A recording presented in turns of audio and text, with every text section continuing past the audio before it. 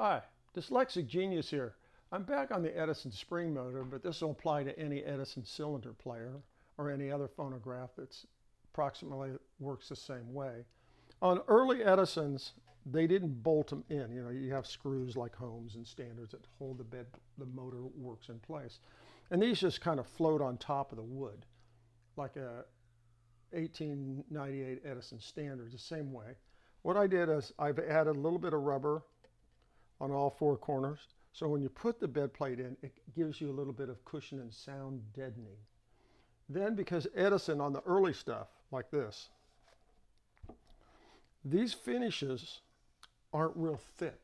Later, they put a lot more shellac or varnish on them and made them thicker. But on the early stuff, they didn't. So what I do,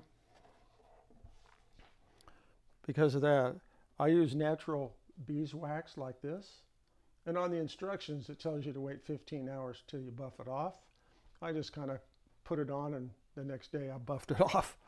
And it works very well. You can see this reflection in my fingers here in the cabinet. It really brings it out. The other thing you need to look at on machines,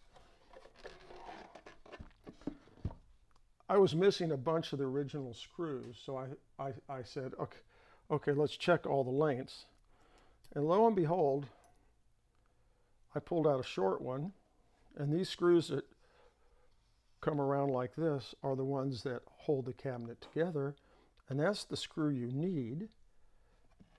This is an original.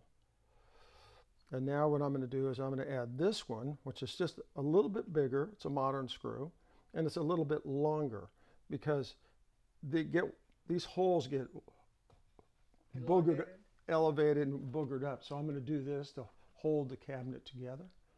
And these are just little things I like pointing out. You always need to check the screws holding your cabinet together and see how many there are. I pulled them all out to check on this, and that's my tip for the day.